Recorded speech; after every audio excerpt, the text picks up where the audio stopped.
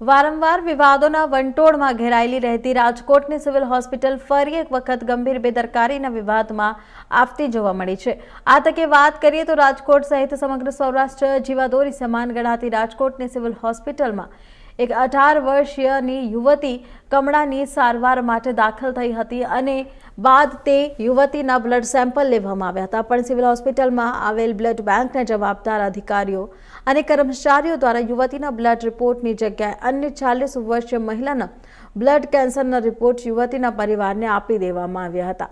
આથી કમળાની સારવાર માટે આવેલી યુવતીના પરિવારજનોમાં ચિંતાનું મોજું ફરી વળ્યું હતું, જે બાદ 18 વર્ષીય યુવતીને તેને પરિવાર દ્વારા બ્લડ કેન્સરની સારવાર માટે અમદાવાદ ખસેડવાની તાજવીજ શરૂ કરાઈ હતી। જે દરમિયાન પરિવાર દ્વારા બ્લડ બેંકમાંથી આવેલ રિપોર્ટને ઝીટવટભરી નજરે જોતા તે રિપોર્ટ અન્ય કોઈ 40 વર્ષીય મહિલાનો હોવાનું સામે આવ્યું। આથી પરિવાર દ્વારા સિવિલ હોસ્પિટલની બ્લડ બેંકની આ ગંભીર બેદરકારી કહેવાય। આથી સિવિલ હોસ્પિટલની બ્લડ બેંકના જવાબદાર કર્મચારીઓ ઉપર કડક પગલાં લેવામાં આવે તેવી મીડિયા સમક્ષ મૌખિક રજૂઆત કરવામાં આવી હતી।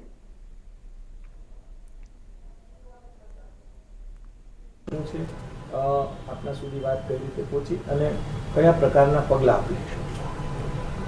ઘટના જે સામે આવી છે એમાં દર્દી જોન્ડિસ માટે દાખલ હતું અને એના રિપોર્ટ્સમાં કંઈક ઇન્ટરપ્રિટેશન કે રિપોર્ટ્સમાં મિસલીડિંગ ઇન્ફોર્મેશન મળી છે।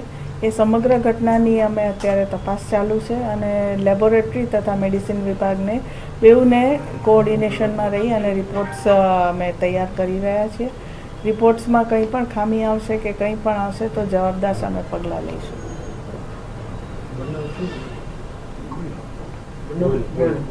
અવારનવાર વિવાદોના વંટોળોમાં જોવા મળતી રાજકોટની સિવિલ હોસ્પિટલ ફરી એકવાર વિવાદમાં આવી છે। મારી પાછળના જે દ્રશ્ય જોઈ રહ્યા છો તે રાજકોટની સિવિલ હોસ્પિટલ છે, તેમાં ક્યાંક ને ક્યાંક કહેવાય ગંભીર બેદરકારી છે તે સામે આવી છે।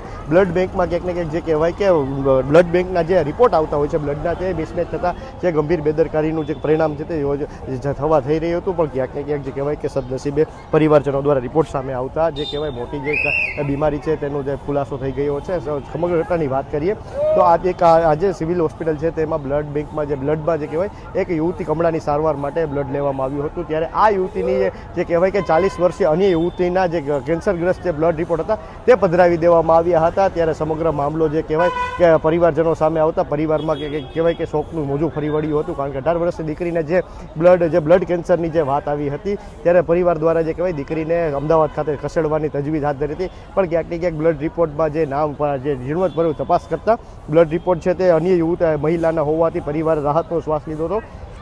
ત્યારે અત્યારે હાલ જે સિવિલ અધિક્ષક છે મોનાલી માકડિયા દ્વારા તેના દ્વારા એવું જે કોણીએ ગોળ ચોંટાડવા જેવું નિવેદન આપવામાં આવ્યું છે અને કહેવામાં આવ્યું છે કે આ બાબત અમે તપાસ કરીશું। ત્યારે અવારનવાર જે રાજકોટની સિવિલ હોસ્પિટલમાં આવી બેદરકારીઓ સામે આવતી હોય છે ત્યારે મહત્વની બાબત એ છે કે તપાસના નામે જે કહેવાય કે રાજકોટ સિવિલ સર્જન છે તે તપાસનું જે કહેવાય મોટી વાતો કરતા હોય છે, પણ અત્યાર સુધીમાં કોઈ તપાસ થતી નથી। ત્યારે આ મામલે ગંભીર જે બેદરકારી છે તે મામલે રાજકોટ સિવિલ હોસ્પિટલના જે અધિક્ષક છે મોનાલી માકડિયા તપાસ કર